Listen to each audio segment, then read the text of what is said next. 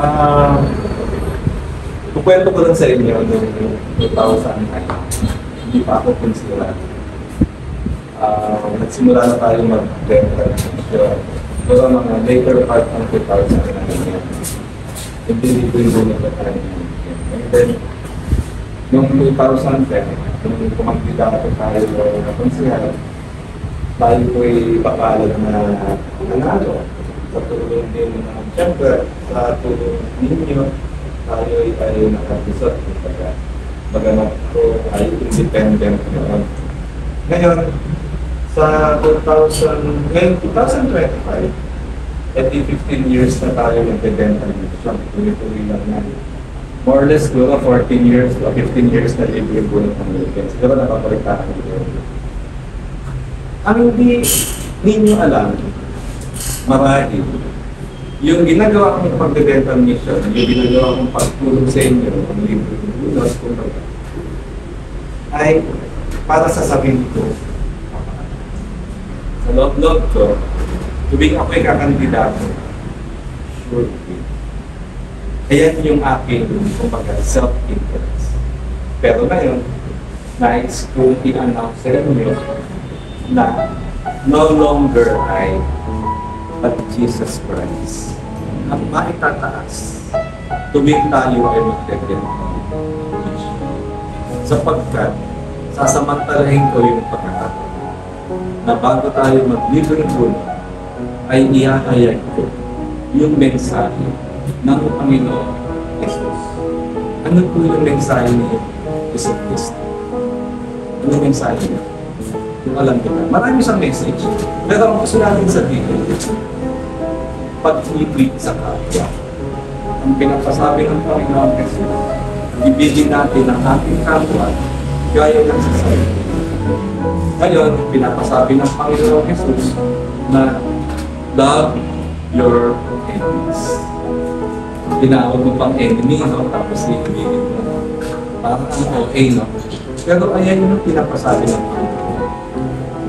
Sabi niya, do good sa mga taong kumaga hate. You do good to those who hate you. Doon sa mga taong galit sa'yo, gawan mo siya doon. Ano pa sabi? Pray them that curse you. Yung mga taong sinusumpa kayo, panalangin mo sila. Yun ang sinasabi. Kumbaga, ipamuhay daw natin yung mga bakit. Ngayon, ang sabi ng Panginoon, kapag meron kang pag-ibig sa kapwa, magkakaroon ka ng deep compassion sa kapwa. Sa Tagalog, magkakaroon ka ng pagiging mahabagin ka sa kapwa. Kapag meron kang pag-ibig sa kapwa, ang pag-ibig ay magiging mahabagin ka sa kapwa. Halimbawa, may nakita tayo PWD sa daan, o kaya may nakita tayo ating klase. Kung meron kang pag-ibig sa kapwa, o meron kang hanggaw sa kapwa, kaya natin tayo babangon ka sa pagkakahigaan kaya tatayo ka sa pagkakataon. Pakita mo yung taong gasa, hindi pa kumakain pa yan. Kahit ka 20 pesos mo na lang, share mo sa akin. Maaaring bumili ka ng mapay, maaaring bumili ka ng at ibibigay mo doon sa taong klase. Kaya yung PWD, alibawa, ito mo dalawang paan, dalawang pinggan, kung pinabag ka sa kapwa, ito malasakit. Magkakaroon ka ng kapela. Nadapilang mo yung PWD na yan, nakamustrain mo siya. May nakita akong video sa ibang bansa, yung taong grasa, hindi pa makakakit. Kinuha niya, pinagituan. Ay yung natin ng Panginoon. Ay yung sinasang sa Christus. Ay pamuhin natin. Kung pakyan natin. Dahil nakapag ka sa kapwa. Ngayon, kapag meron kang pag-ibig, meron na pag-ibig mahabagin ka. Pag-ibig, generous ka. Pera mo na lang. Ilatabas ko sa iyo, i-share mo sa kapwa. Kasi meron kang dalawa nila yung pag-ibig ka kapag. Alam mo nangyayari pag may mga birthday, ilalabas tayo. generous lang. Hindi na tayo doon dapat generous sa kapwa. Hindi kinakailangan mayaman para mag-generous. Hindi kinakailangan marami ng pera para mag-share. Meron nga sa Bible na, sa Bible, sa New Testament, merong balot na pera-pera lang na sentimo na lang. Binigay ka lang sa simbahan. Tapos meron din mga magyayamang nagsisimba doon sa simbahan na yan. Nagbigay din niya mas malaki sa 5 centavos. Pero yung binigay ng mayaman, so kapag tira-tira lang sa pera nila. Sabi ng Panginoon, sino sa palagay niyo, yung mas malaki ang binigay? Yung balong na nagbigay ng 5 centavos, nakapera-pera lang niya? O yung mayayaman na nagbigay ng libo-libo kapag nagsobra-sobra ng pera? Sino sa dalawa, yung mas malaki ang binigay? Sabi ng Panginoon. Yung balong na walang-wala, binigay at ayun yun. Ayun yung sinasabi na. At yung generous tayo, sa pag-scribe. Yung generous tayo sa mga taong na kailangan sapagkat malalaman nyo, mararamdaman nyo, kita nyo sa oras na yun, mas kailangan ng tao na yun, yung pera, yung mga benefit sa oras na yun, kesa ikaw, na maaaring kapapagdalay.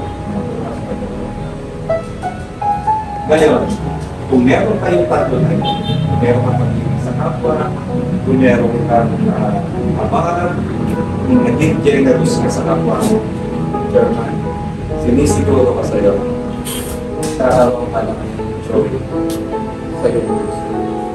Magkakaroon ka ng kaligayahan. Kaligayahan hindi na ibibigay ng mundo. Hindi yung kaligayahan ang nagbibigay ng Panginoon. Okay ba tayo doon? Ngayon, ang nais kong sabihin sa inyo, kasi baka hindi ninyo alam, lahat tayo meron tinatawag na inner Christ sa puso. Tawag sa ibang bansa, inner Christus. Sa puso natin, meron tayong Kristo. Ano yung Kristo na yun? Yung pag-ibig sa puso. Ano yung Kristo na nasa puso natin? Meron tayong mata. Ano yung Kristo sa puso natin? Tayo yung maaaring magkaroon. At siguro natin, meron tayo. At maaaring natin na meron tayo. Maaaring tayo yung joy sa puso natin. Kasi ang hirap ko hindi. Doon ikaw yung bumili. Samantalang ko ikaw yung masaya. Ano ang pag-ibig ko? Isa ito mong problema ka na. Mapalas ka sa jowa mo. Diba? Ano ba? Yung pagtulog, baka mawala sa isip. Anyway, asin sa masabi. Ito, kaunti na lang. Kaya pa ba? Kaya ba? Alam mo ba yung universe? Yung kalawakan. Yung kalawakan. Yung kalawakan. Ano? Sobrang lawak nun. Sobrang lawak. Sobrang daming solar system. Alam mo, solar system tayo. Yung sun, tapos yung mga planeta. Maraming ganun sa universe. Ang nais natin sabihin, sobrang yaman ng universe. May mga planeta punong-punong ng diamond. May mga planeta punong-punong ng gold. May mga planeta yung punong-punong ng platinum, yung mga precious metals, precious stones. Ang gusto natin sabihin, napakayaman ng gumawa ng universe. Kung sino man siya, at kung ano man siya, yung gumawa ng universe, sobrang yaman niya.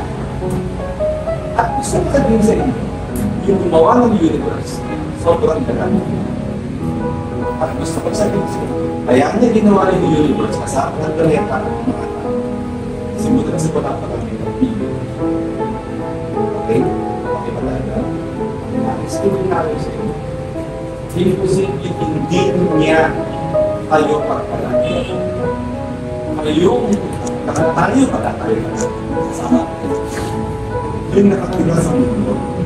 Kasi sabi nga sa Bible, God so loved the world that He gives only begotten Son. Kung yung sarili niyang anak nakaisa-isa, na kaya niyang ibigay sa tao, gaano na lang bigyan niya ng pagpapala, yung mga tao. Eh kung yung anak niya, nabigay niya. Meron pa bang hihigit? Dati bigay mo yung sarili mo na kesa sa material things. Kung yung anak niya, nabigay niya, gaano na lang bigyan niya kayo ng pagpapala. Sabihin na natin material things. Kaya lang, kailangan yung laman ng puso niya is salita sa pamamagitan ng panalangin. Yung panalangin, kayo'y nagtitiwala, buong pagtitiwala na ibibigay sa inyo ng Diyos na may gawa ng langit at lupa. Yun inyo. Pero hindi ko naman iniisip na hihigiling ko manalo kayo sa toto, hindi pa naman yun. O kaya manalo kayo sa pagpa. Hindi yun yung iniisip ko. O kaya sa online games, hindi yun yung iniisip ko. Halimbawa yung mga basic lang. Halimbawa yung kakainin natin sa araw-araw. Ilayo tayo sa aksidente, pilinapos tayo, diba? Pilinapos tayo. O kaya, kung tayo magkasakit. O kaya yung, halimbawa lang, pambayad natin sa gara. Natin yung pambayad natin sa, yung mga basic. Pero yung mga wants, hindi siguro, hindi yung nasa isip ko, pero yung mga needs natin. Ayun yung iniisip ko na, imposible hindi ibigay sa atin ng Diyos na sa atin. Ayun naman po, nais natin sabihin na to God be all the glory sa oras na ito na tayo ay dinala dito at makinig na salita nito. Sana ang dalangin natin ipamuhay din natin yung mga yung apat na yan, yung love, love, tapos abad, generosity, tapos enjoy, pamuhay natin, pag sila nga pasok dito, kumbaga, ang dalangin natin, itupin ang Panginoon sa isip natin, at italim ng Panginoon sa puso natin, yung pag-ibig sa Panginoon. Ikaw hindi kaya yung barangay ko. Kayong nasa Mexico. Kahit anong tulong yung gawin ninyo, kung wala kayong pag-ibig sa kapwa, nakipan nyo ng pag-ibig. Kaya hindi nagawa sa kapwa yung pag-ibig dahil mga Kristo. Sapagkat iibig na isang Panginoon. Asahan ba natin? Asahan. Kung lahat kami ito. Ako na lang.